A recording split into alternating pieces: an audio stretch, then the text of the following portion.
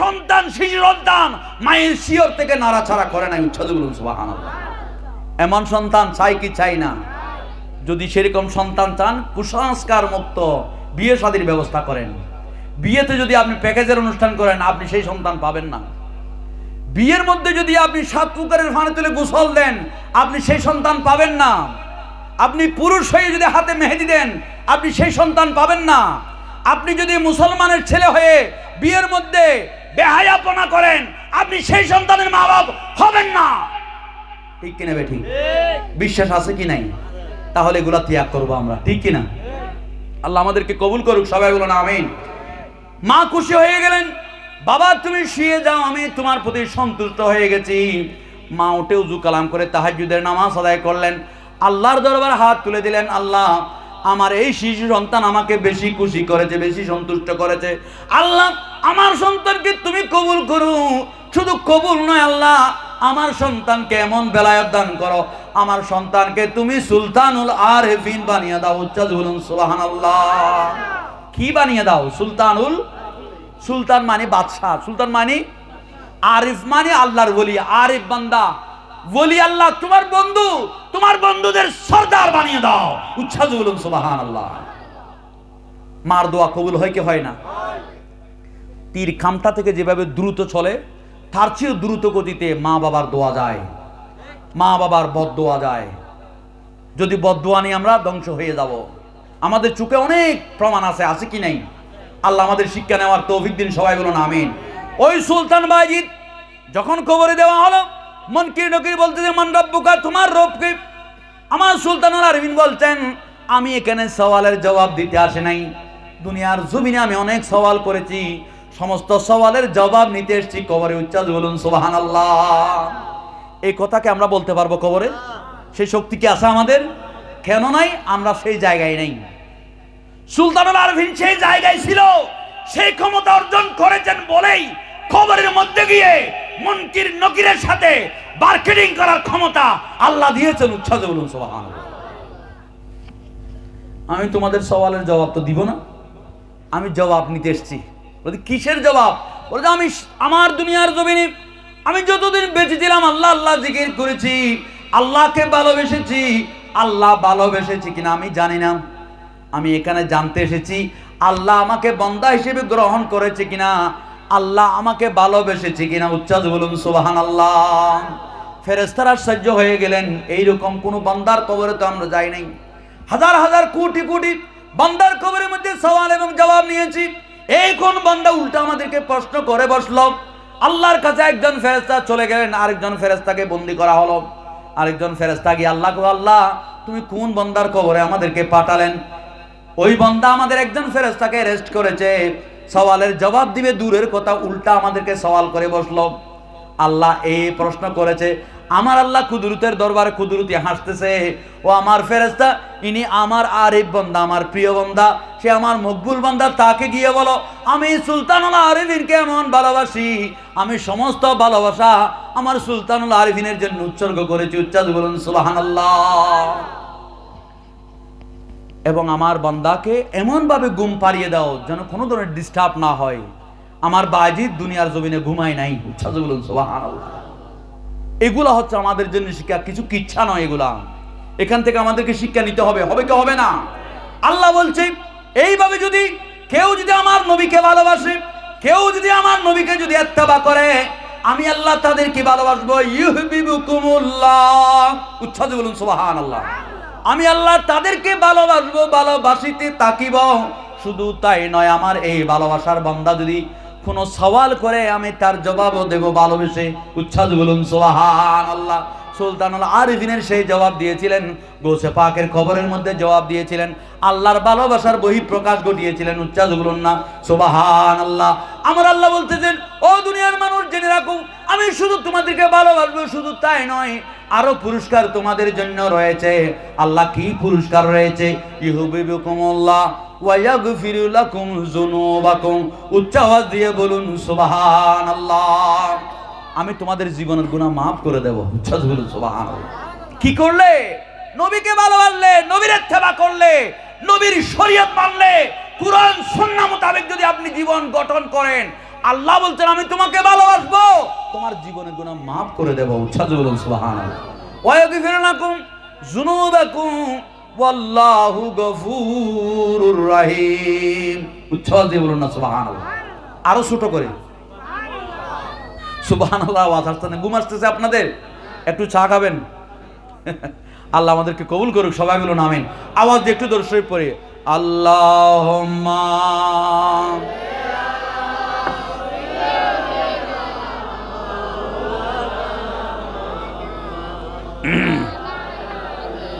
সাইয়্যিদিনা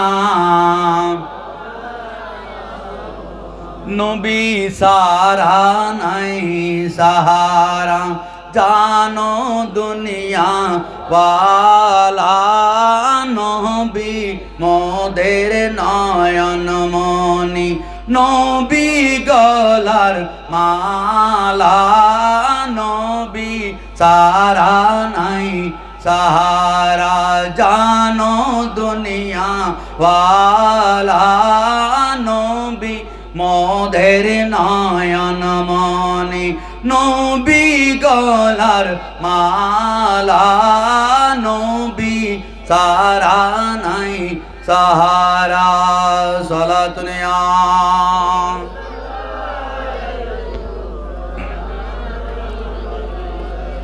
হেরা গুহায় খুদার হাবিব নবী কামলি ওয়ালা, উম্মত উম্মত বলে সদা, কান্দে মদিনা ওয়ালা, নবী সারা নাই সাহারা, জানো দুনিয়া ওয়ালা নবী মোদের নয়ন মনি, নবী গলার মালা, নবী সারা নাই সাহারা। সালাতুন ইয়া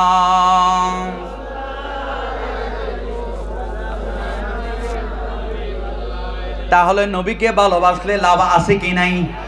নবীকে ভালোবাসলে আল্লাহর ভালোবাসা পাওয়া যায়, নবীর ইত্তেবা করলে আল্লাহর ভালোবাসা পাওয়া যায়, জীবনের গুনাহ মাফ হয়ে যায়। আল্লাহ আমাদেরকে এমন সম্মানিত করবেন, জান্নাতে পর্যন্ত পৌঁছাবেন। উচ্চারণ বলুন সুবহানাল্লাহ। যদি কিভাবে ভালোবাসতে হয় নবীকে, এটা যদি সাহাবায়ে কেরামের জীবন থেকে দেখতে চাই, আমরা দেখতে পারি হযরতে আবু হুরায়রা রাদিয়াল্লাহু তাআলা, আমরা দেখতে পাই হযরতে আবু বকর সিদ্দিক রাদিয়াল্লাহু তাআলা। সিদ্দিক আকবরকে একদিন বললেন, আমার রাসূল ও আমার আবু বকর রে, আমি মদিনা মক্কার জমিন থেকে যে কোনো সময় হিজরত করব মদিনার জমিনে, যেই দিন যেই রাত আমি হিজরত করব ও আবু বকর, সেই দিন আমার সাথে কেউ থাকবে না, শুধুমাত্র তুমি আবু বকর সিদ্দিককে নিয়ে যাও। যে কোনো সময় আমি তোমাকে ডাক দিতে পারি, আমার ডাকে সাড়া দিবা, আমার ডাকে সাড়া দিয়ে আমার বন্ধুত্ব গ্রহণ করে আমার সাথে তোমাকেও হিজরত করতে হবে। উচ্চারণ বলুন সুবহানাল্লাহ। সিদ্দিক আকবর যেদিন আমার রাসূল হিজরতের জন্য বের হলেন, কাফিররা মক্কার জমি আমার রাসূলের হুজরার মধ্যে ঘিরে ফেললেন। ওই সময় আমার রাসূল যখন হুজরা থেকে বের হয়ে আবু বকর সিদ্দিকের হুজরার দিকে আসলেন, ডাক দিলেন, ইয়া আবু বকর। উচ্চারণ বলুন সুবহানাল্লাহ। গভীর রজনীতে যখন আমার রাসূল আবু বকরকে ডাক দিলেন, আবু বকর সাথে সাথে দরওয়াজা খুলে দিলেন। লাব্বাইক ইয়া রাসূলুল্লাহ, ইয়া রাসূলুল্লাহ, আমি হাজির রয়েছি, আমি উপস্থিত রয়েছি। আবু বকর রে, তো গভীর রজনীতে মক্কার জমিনের সমস্ত মানুষরা ঘুমাচ্ছে, আরাম ফরমা করতেছেন, তুমি আমার এক ডাকে কিভাবে সাড়া দিলা? এক ডাক দিলে ঘুম ভাঙবে, দুই ডাক দিলে তুমি বিছানা থেকে উঠবে, তিন ডাক দিলে নাকি তুমি দরওয়াজা খুলবা, কিন্তু এক ডাকে কিভাবে তুমি দরওয়াজা খুলে দিলা? তুমি কি ঘুমাও নাই? ইয়া রাসূলুল্লাহ, না না, আমি ঘুমাই নাই, আমি ঘুমাইতে পারি না। আবু বকর রে, কেন ঘুমাই নাই? তোমাকে কে বললো আমি আসবো? ইয়া রাসূলুল্লাহ, আমাকে কেউ বলে নাই, আপনি বলেছেন আপনি আসবেন। আমি কখন বলেছি? বলেছি ইয়া রাসূলুল্লাহ সাল্লাল্লাহু তাআলা আলাইহি ওয়াসাল্লাম, আজ থেকে 10 বছর আগে আপনি রাসূল আমি আবু বকরকে কিছু নসিহত করেছিলেন। ও আবু বকর, আমি অতি সত্বর এই মক্কার জমিন থেকে হিজরত করব আল্লাহর নির্দেশে। যেদিন আমি হিজরত করব, সেই হিজরতের রজনীর রাতে আমার বন্ধু হবা তুমি আবু বকর, আমি তোমাকে ডাক দেব, তুমি আমার ডাকে সাড়া দিবা, আমার বন্ধু হয়ে আমার সাথে হিজরত করবা। উচ্চাস দিয়ে বলুন সুবহানাল্লাহ। তো সেটা বলেছি আমি 10 বছর আগে, এখন তো বলি নাই। এক ডাকে দরজা কিভাবে করলাম? আবু বকর বললেন, ইয়া রাসূলুল্লাহ, এই 10 বছর যাবত আমি কোনো রাত বিছানার মধ্যে আমার ফিট লাগাই নাই। 10 বছর যাবত আমি ঘুমাই নাই, বিছানার মধ্যে আমার ফিট লাগাই নাই, আরাম করে নাই, রাত কি উপভোগ করি নাই, আমি নামাজের নিয়ত করি নাই, কোরআন তেলাওয়াত করি নাই, তাসবিহ এবং তাহলিলও পড়ি নাই। আবু বকর, তুমি কি করেছো? ইয়া রাসূলুল্লাহ, আপনার জন্য অপেক্ষা করেছি। উচ্চাস বলুন সুবহানাল্লাহ। রাসূল খুশি হলো নাকি বেজার হলো? কেন খুশি হলো? নামাজ পড়লে না খুশি হওয়া উচিত ছিল, কোরআন পড়লে না খুশি হওয়া উচিত ছিল, তাসবিহ এবং তাহলিল পড়লে না খুশি হওয়া উচিত ছিল, অপেক্ষমান ছিল। এখানে খুশি হওয়ার কি আছে? আমার আল্লাহ বলতেছেন, ইয়া রাসূলুল্লাহ, আপনার জন্য অপেক্ষা করা ইবাদতের চেয়ে বেশি সওয়াব। উচ্চাস দিয়ে বলুন সুবহানাল্লাহ। আমি আবু বকরকে এমনি এমনি দামি করে নাই, আমি আবু বকরকে দামি করেছি। ইয়া রাসূলুল্লাহ সব সময় আপনার দিকে তাকিয়ে থাকতো, আপনার অপেক্ষায় থাকতো, আপনার সন্তুষ্টি চাইতো। আপনি যতক্ষণ সন্তুষ্ট হতেন না ততক্ষণ আবু বকর দিতে থাকতো, করতে থাকতো, গোলামির মধ্যে নিমজ্জিত থাকতো। উচ্চাস বলুন সুবহানাল্লাহ। আমি আল্লাহর কাছে এই গোলামিটা বেশি বেশি পছন্দ হয়েছে, এই জন্য ইয়া রাসূলুল্লাহ আবু বকরের শানে বলে দেন, আফজালুন নাস বাদাল আম্বিয়া, তিনি হচ্ছেন আবু বকর সিদ্দিক। উচ্চাস বলুন সুবহানাল্লাহ। নবীদের পরে যদি কোনো ভালো মানুষ থেকে থাকে, তিনি হচ্ছেন আবু বকর সিদ্দিক রাদিয়াল্লাহু তাআলা। মানুষ জাতির মধ্যে যদি সর্বশ্রেষ্ঠ কোন মানুষ থেকে থাকে, তিনি হচ্ছেন আবু বকর সিদ্দিক রাদিয়াল্লাহু তাআলা। উচ্চাস বলুন সুবহানাল্লাহ। আবু বকরের 10 বছর যাবত তুমি ঘুমাও নাই, তোমার কি কোনো ফেরেশান লাগতেছে না? অসুবিধা লাগতেছে না? শারীরিক মানসিক এদিক হচ্ছে না? বলে যে না ইয়া রাসূলুল্লাহ, আমি খুব ভালো আছি, খুব স্ট্রং রয়েছি। ইয়া রাসূলুল্লাহ, এখন কি করতে হবে? বলে যে আবু বকরের হিজরতের ঘন্টা বেজে গেছে, আল্লাহর নির্দেশ হয়ে গেছে, মক্কার জমিন থেকে মদিনার দিকে রওনা হতে হবে। চলো, গভীর রজনীতে মক্কার জমিন পাড়ি দিয়ে মক্কার বর্ডার পাস করতে হবে। যদি পাস করতে না পারি, ইহুদিরা নাসারারা কাফের মুশরিকরা আমরা দুইজনকে আক্রান্ত করবে। উচ্চ আওয়াজ দিয়ে বলুন নাউজুবিল্লাহ।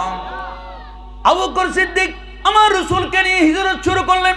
যেতে যেতে যেতে যখন আকাশ আলোকিত হয়ে যাচ্ছে, তখন আমার রাসূল বলতে, আবু বকর রে, আর হাঁটা যাবে না, আর দৌড়া যাবে না, কারণ মরুভূমির জমিন হচ্ছে, এখানে কোনো আড়াল নাই, শত শত মাইল এক চোখের পথ দেখা যায়।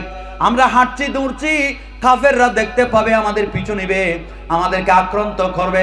আমরা যখন আলো হয়ে গেছে, সূর্য উদয়মান হবে, আমরা একটু আত্মগোপন করে কোনো জায়গায় আত্মগোপন করে থাকি। যখন আবার অন্ধকার নামবে, রাত হবে, আমরা আবার হিজরত শুরু করবো। উচ্চারণ বলুন সুবহানাল্লাহ। পাহাড়ের চূড়ায় উঠে একটা গর্তের মধ্যে আশ্রয় নিল।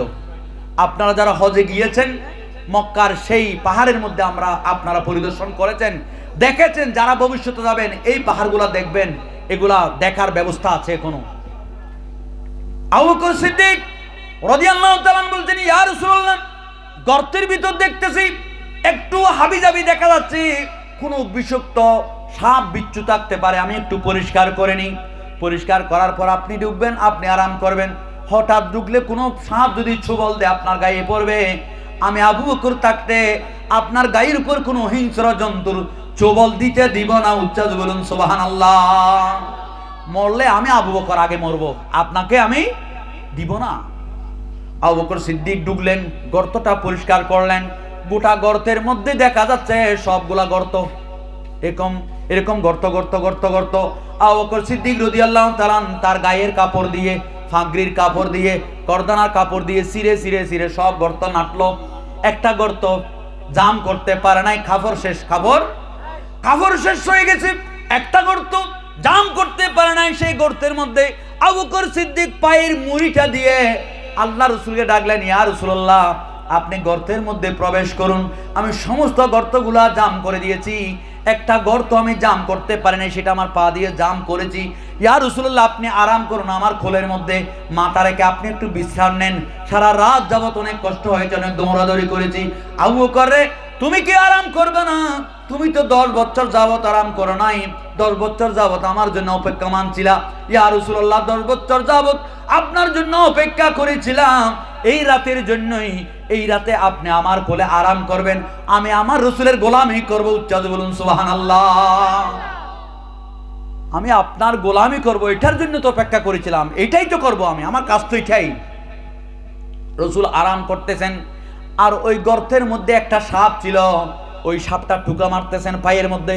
আবু বকর তোমার ফাটা নড়াও, আবু বকর তোমার ফাটা নাড়াও, আবু বকর তোমার ফাটা নাড়াও, আমি একটু রসুল দেখবো। উচ্চাজ বলুন সুবহানাল্লাহ।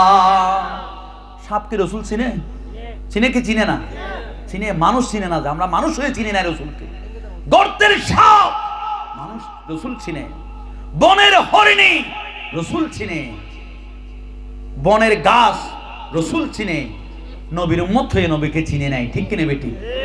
বলি আমরা নবী সাধারণ মানুষ, মাটির মানুষ, কিছুই জানে না, রসুলের অক্ষর জ্ঞান নাই। যদি বলুন না নাউযুবিল্লাহ। কিভাবে কালেমা পড়ে এই শব্দগুলো উচ্চারণ করে? কোন জাতের মুসলমান তুমি? মুখে লাগাম দাও, আল্লাহ রসুলের উসিলে তুমি বেঁচে আছো, না হয় তুমি কুকুর শুয়োরের চেয়ে আরো নিকৃষ্ট হতা, ঠিক কিনা বেটি? আমার রসুল বললেন, ইয়া রাব্বুল আলামিন, আগেকার যুগের নবীর উম্মতেরা কোনো পাপ করলে, গুনাহ করলে, বেয়াদবি করলে তারা বিকৃত হয়ে যেত, পশুর জানোয়ারের সুরত হয়ে যেত। আল্লাহরে, আমি নবীর উম্মতদেরকে তুমি সেই রকম করিও না।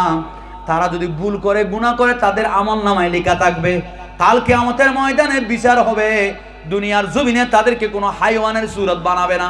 উচ্চাস দিয়ে বলুন সুবহানাল্লাহ। আমার রাসূলের উসিলায় তোমরা বেঁচে আছো, না হয় তোমরা কুকুর শুকরের চেয়ে বেশি বিশ্রী হতা, বেশি ধ্বংস হতা। এখানেও আমার রাসূলের উসিলায় তুমি বেঁচে আছো, এখনো আমার রাসূলকে চিনতে পারো নাই, ঠিক কিনা বেটি? গাছে চিনলো, বাসে চিনলো, চিনলো বনের হরিণে, গাছে চিনলো, বাসে চিনলো, চিনলো বনের হরিণে, মানকুলে জন্ম নিয়া নবীজিকে চিনলাম না। আল্লাহুম্মা সাল্লি আলা নবিয়ানা শফিয়ানা লানা মুহাম্মদ। আল্লাহুম্মা সাল্লি সাইয়্যিদানা মুহাম্মদ।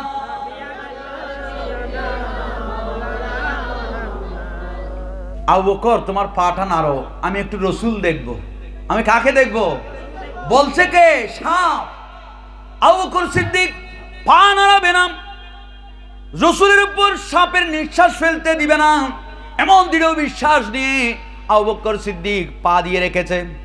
সাপরে তুমি আমাকে মারতে পারো, ধ্বংস করতে পারো, আমার রসুলের দ্বারে কাছে আসতে পারবে না। আমি থাকতে, আবু বকর থাকতে, আমার রসুলের উপর যদি কোনো আঘাত আসে, আমি আবু বকর কাল কিয়ামতের ময়দানে আল্লাহকে কি জবাব দেব? আমি পা নাড়ব না। এরকম করতে করতে হঠাৎ করে সাপের কাছে রাগ এসে গেল, আমি কি রসুলকে দেখতে পারবো না? আমি যদি রসুলকে দেখতে চাই, তাহলে আবু বকরকে ছোবল মারতে হবে, আবু বকরকে দংশন করতে হবে। আবু বকরকে যদি বিষ না দিই, রসুল দেখবো না। উচ্চাস বলুন সুবহানাল্লাহ। আল্লাহ রসুলকে দেখার উদ্দেশ্য নিয়ে আবু বকরকে ছোবল মারলেন। ছোবল মারার সাথে সাথে আবু বকর সিদ্দিক রাদিয়াল্লাহু তাআলা বিষের মধ্যে কালো হয়ে গেল, সারা শরীর কালো হয়ে গেল, সেন্সলেস হয়ে যাওয়ার অবস্থা হয়েছে। আবু বকর সিদ্দিকের চোখের পানি পড়তেছে, চোখের পানি হঠাৎ করে আমার রসুলের নূরানি চেহারা মুবারকে যখন পড়লো, আমার রসুল চোখ খুলে দেখলো, আবু বকর রে, তোমার কি কষ্ট হচ্ছে? তুমি কাঁদছো কেন? উচ্চাস বলুন সুবহানাল্লাহ। ইয়া রাসূলুল্লাহ, না না না, আমার জান কুরবান, মান কুরবান, আমার সমস্ত কিছু আপনার কদমে কুরবান, আমার কোনো কষ্ট হচ্ছে না। আবু বকর রে, তোমার যদি কষ্ট না হয়, তুমি তো অত্যন্ত সুন্দর একজন মানুষ, তোমার চেহারা কেন কালো হলো? উচ্চাস বলুন সুবহানাল্লাহ। নবী জানে কি জানে না? নবী বুঝে কি বুঝে না? নবী বুঝে, নবী জানে, নবী হচ্ছে উম্মতের জন্য দেওয়ানা। উচ্চাস বলুন সুবহানাল্লাহ। সালাতুন ইয়া সালামুন ইয়া হাবিবাল্লাহ। আমার রাসূল বললেন, আবু বকর রে, আমি সব কিছু জানি, সব কিছু দেখি, আমি দেখছি তোমার অনেক কষ্ট হচ্ছে। আবু বকর, তোমাকে কোনো বিষাক্ত জিনিস সবল দিয়েছে? আবু বকর রে, তোমার পাটা নাড়াও, নিশ্চয় নিশ্চয় তোমার পায়ের মধ্যে কোনো সাপ তোমাকে দংশন করেছে। ইয়া রাসূলুল্লাহ, না না, আমি পা নাড়তে পারি না। এই পা নজি নারী, সাথে সাথে সাপ বের হয়ে এসে আপনাকেও চুবল মারবে। উচ্চারণ বলুন সুবহানাল্লাহ। আমার রাসূল বললেন, আবু বকর, না না, ওই সাপ আমি রাসূলকে চিনে। আমি রাসূল, তুমি আবু বকরকে চিনে। তুমি আবু বকরকে গুসা করে ছোবল দেয় নাই, হিংসা করে ছোবল দেয় নাই, তোমাকে ধ্বংস করার জন্য, কষ্ট দেওয়ার জন্য ছোবল দেয় নাই। তোমাকে চুবল দিয়েছে নবীকে দেখার জন্য। উচ্চারণ বলুন সুবহানাল্লাহ। যদি নবীর সাহাবীকে যদি দুশমনি করে যদি এই সাপ যদি দংশন করত, এই সাপ জাহান্নামী হয়ে যেত। উচ্চারণ বলুন সুবহানাল্লাহ। আমার রাসূল বললেন, না আবু বকর, তুমি পা নাড়ো, দেখবা সেই সাপ আমাকে ছোবল দেবে না, আমাকে কোনো কষ্ট দেবে না। তুমি পা নাড়ো, তুমি যদি না নাড়ো তোমাকে আরো বেশি বেশি কষ্ট দেবে সেই সাপ। আমি রাসূলকে দেখার জন্য। উচ্চারণ বলুন সুবহানাল্লাহ। আল্লাহ রাসূলের নির্দেশে আবু বকর যখন ফাটা নাড়লেন, সাথে সাথে বিশাল আকারের সাপ সে গর্ত থেকে বের হয়ে উঠে আল্লাহ রাসূলকে সালাম দিতে লাগলেন। আসসালাতু আসসালামু আলাইকা ইয়া রাসূলুল্লাহ, আসসালাতু আসসালামু আলাইকা ইয়া হাবিবাল্লাহ, আসসালাতু আসসালামু আলাইকা ইয়া রাহমাতাল লিল আলামিন। উচ্চারণ বলুন সুবহানাল্লাহ। ইয়া রাসূলুল্লাহ, ইয়া হাবিবাল্লাহ, জোরে ইয়া রাসূল, ইয়া হাবিব। আমারে মরণের নিদান কালে তাকিও নবীজি আমার শিয়রে, দেখিব আপনাকে আপন নয়নে। ইয়া রাসূলুল্লাহ, ইয়া হাবিবাল্লাহ, ইয়া রাসূল হাবিবাল্লাহ, ইয়া রাসূল। মুনকির নকির আসিয়া সওয়াল করবেন বসাইয়া, দেখিব নবীজি পর্দা উঠাইয়া, করিব সালাম কদম ধরিয়া। ইয়া রাসূলুল্লাহ, ইয়া হাবিব, ইয়া রাসূলুল্লাহ, ইয়া হাবিবাল্লাহ, ইয়া রাসূল। সাপ কি দিলেন? আল্লাহ রাসূলকে সালাম দিলেন, আল্লাহ রাসূলের কদমে সালাতু সালাম পেশ করলেন। সাপ সালাম দিয়ে বলতেছেন, ইয়া রাসূলুল্লাহ, আমাকে ক্ষমা করে দিন, আমাকে মাফ করে দিন। আমি আপনার বন্ধু, আপনার সাহাবী আবু বকর সিদ্দিককে বিষ দিয়েছি। ইয়া রাসূলুল্লাহ, দুশমনি করে নয়। কি করে নয়? দুশমনি করে নয়। আপনার প্রেমে পড়ে, আপনার ভালোবাসায় পড়ে আমি এমন অন্ধ হয়ে গিয়েছি। আবু বকর সিদ্দিক আমার চেয়েও বেশি পাগল আপনার জন্য, আমার চেয়েও বেশি দেওয়ানা। আবু বকর সিদ্দিকের ভালোবাসা এত বেশি উচ্চ মাত্রায়, আমার ভালোবাসা সেখানে হারিয়ে গেছে। আমি অপারগতায় আবু বকর সিদ্দিককে ছোবল দিয়েছি, আঘাত করেছি, কষ্ট দিয়েছি। আবু বকর ফাটা নাড়ানোর জন্য, আপনি রাসূলকে দেখার জন্য। উচ্চারণ বলুন সুবহানাল্লাহ। দুশমনি করে দিই নাই, আপনি রাসূলের প্রেমে পড়ে, রাসূলের প্রেমে বললে লাভ আছে কি নেই? আল্লাহ রাসূল খুশি না বেজার? বলে যে আমার সিদ্দিককে যে তুমি কষ্ট দিলা, বলে ইয়া রাসূলুল্লাহ, আমি ক্ষমা চাচ্ছি আপনার কদমে, সিদ্দিক আকবরের কদমে ক্ষমা চাচ্ছি। ইয়া রাসূলুল্লাহ, এই গর্তের মধ্যে আজকে একদিন নয়, 2 দিন নয়, 2000 বছর অপেক্ষা করছি। উচ্চারণ বলুন সুবহানাল্লাহ। কয় হাজার বছর? কেন? এখন সাপ ওয়াজ করতেছে। সাপে কি করতেছে? ওয়াজ করতেছে। কার ওয়াজ? মূসা আলাইহিস সালামের ওয়াজ। মূসা আলাইহিস সালাম পৃথিবীর জমিনে যত নবীগণ ছিলেন, সমস্ত নবীগণ আমার রাসূলের ঈদে মিলাদুন নবীর, আমার রাসূল তশরিফাওয়ারি ফরমানোর ওয়াজ করেছেন দুনিয়ার জমিনের মানুষদেরকে। উচ্চারণ বলুন সুবহানাল্লাহ। সমস্ত নবীগণ তাদের উম্মতদেরকে ওয়াজ করতেন, আল্লাহর একত্ববাদকে মানো, আল্লাহকে স্বীকার করো। আমার অবর্তমানে যদি আখেরি নবী তোমাদের সামনে তশরিফ আনে, সাথে সাথে আমি মূসার কালেমা ছেড়ে দিয়ে, লা ইলাহা ইল্লাল্লাহ মূসা কলিমুল্লাহ, এটা ছেড়ে দিয়ে তোমরা ওই কালেমা পড়ে নিবে, লা ইলাহা ইল্লাল্লাহ মুহাম্মাদুর রাসূলুল্লাহ। উচ্চারণ বলুন সুবহানাল্লাহ। আমার রাসূলের ওয়াজ করতেন, আমার আপনি রাসূলের এত বেশি ওয়াজ করেছেন মূসা আলাইহিস সালাম, মূসা আলাইহিস সালামের সমস্ত ওয়াজ আমি শুনতাম। আমি মূসা আলাইহিস সালামের ওয়াজ শুনে, আপনার বিষয়ের উপর ওয়াজ শুনে, মিলাদুন নবীর ওয়াজ শুনে আমি আপনার প্রেমে পড়ে গেলাম। উচ্চাস বলুন সুবহানাল্লাহ। আপনাকে এত বেশি ভালোবেসেছি, আপনাকে এত বেশি মহব্বত করেছি, আপনাকে দেখার জন্য আমি চটপট করলাম। একদিন মূসা আলাইহিস সালামের সামনে আমি জাহির হয়ে গেলাম, মূসা আলাইহিস সালামের সামনে এসে উপস্থিত হয়ে গেলাম। ও আল্লাহর নবী মূসা আলাইহিস সালাম, আমাকে একটু বলুন না, আখেরি নবী কখন আসবে, কোথায় আসবে, কিভাবে আসবে? সেই নবীর সাক্ষাৎ যদি পেতে চাই আমি সাপকে কি করতে হবে? উচ্চাস বলুন সুবহানাল্লাহ। মূসা আলাইহিস সালাম বললেন, আখেরি নবী কখন আসবে সেটা আল্লাহ ছাড়া কেউ, যে কোনো সময় আসতে পারে। আল্লাহ যখন পাঠাবেন তখনই তিনি খাতেমুন নবীন, শেষ নবী, আখেরি নবী। তার নবীর পর আর কোন নবুয়ত হবে না, নবী হবে না। কিভাবে জানবো, কিভাবে সাক্ষাৎ পাবো আমি? বলে, যদি তোমার তকদিরে থাকে সাক্ষাৎ পাবে, হায়াত যদি তোমার থাকে সাক্ষাৎ পাবে। তখন ওই সাপ আমার রাসূলের প্রেমে পড়ি, আমার রাসূলকে ভালোবেসে মূসা আলাইহিস সালামকে বললেন, ও আল্লাহর প্রিয় নবী, আল্লাহর কাছে একটু দোয়া করেন আমার জন্য, আমি যেন আখেরি নবী আসা পর্যন্ত আমার হায়াত থাকে, আমি যেন মরে না যাই, আল্লাহ যেন আমাকে না মারে। আমি আখেরি নবীকে দেখে, আখেরি নবীর সামনে দিদার করে আমি সাপ মরতে চাই। আখেরি নবীকে না দেখে, যে নবীর এত শান, এত মান, এত মর্যাদা, এত সম্মান, সমস্ত নবীগণ যেই নবীকে নিয়ে ওয়াজ করেন, যে নবীর ওয়াজ খুদ খুদা লা ইলাহা ইল্লাল্লাহ করেন, যে নবীর উপর খুদ খুদা লা ইলাহা ইল্লাল্লাহ দরুদ পড়েন, সমস্ত নবীগণ দরুদ পড়েন, সমস্ত সাহাবা ফেরেশতাগণ দরুদ পড়েন, এমন নবীকে না দেখে আমি পৃথিবীর জমিন থেকে যেতে চাই না। আমি সেই নবীকে দেখে যাব।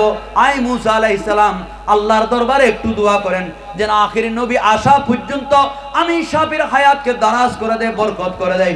উচ্চাস দিয়ে বলুন সুবহানাল্লাহ। নবীকে ভালোবাসলে লাভ আছে কি নাই? এই সাপের আকীদাও আমাদের কাছে নাই।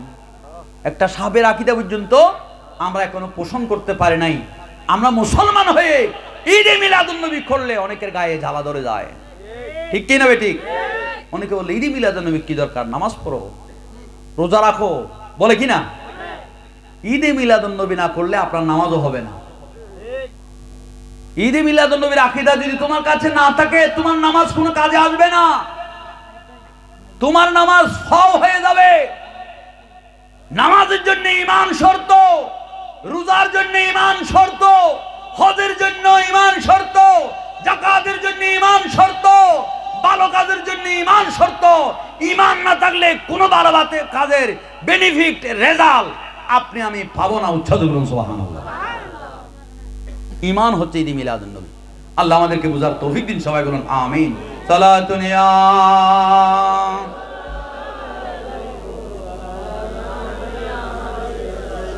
মাহমুতাজ তু হাজত রওয়া আল মদদ আই গৌসে আজম সৈয়দা। সালাতুন ইয়া তাকবীর, নারে রিসালাত, নারে গাউসিয়া। প্রধান বক্তার আগমন, তাহেরি সাহেবের আগমন, নারে তাকবীর, মারহাবা। শেষ করে এখনো পর্যন্ত একটা চেয়ার করতেছেন, প্রধান বক্তার অভিজ্ঞতা বসে আছেন, ঘুরাফিরা না করে মাহফিলে এসে হ্যান্ডল বলফুল করার জন্য করা হচ্ছে। আলহামদুলিল্লাহ, আমি শেষ করতেছি আমার কথা শেষের দিকে। আপনারা সবাই সুশৃঙ্খলভাবে বসুন। সালাতুন ইয়া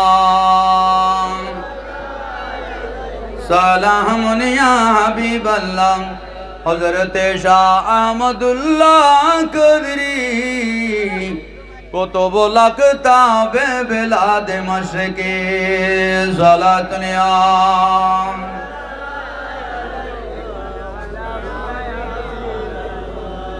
মূসা আলাইহিস সালাম সেই সাপের জন্য দোয়া করলেন, সেই সাপের হায়াত বরকত হয়ে গেল।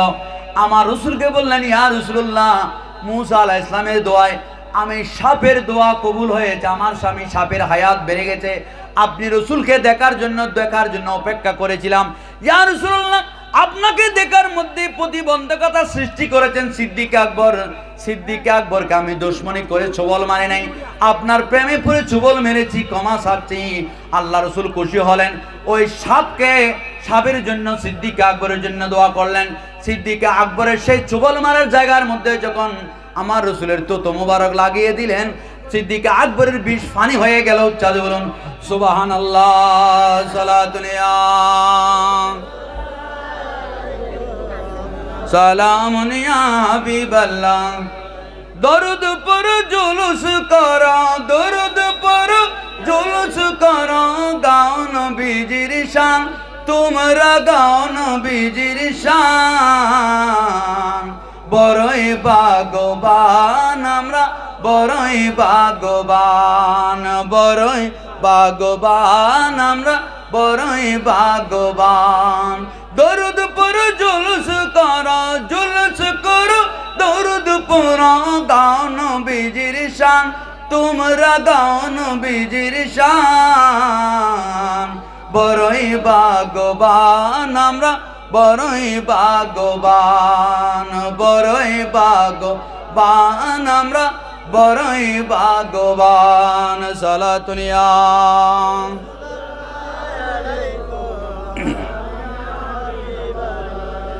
আল্লাহ আমাদের সকলকে কবুল করুক, আমিন। আল্লাহ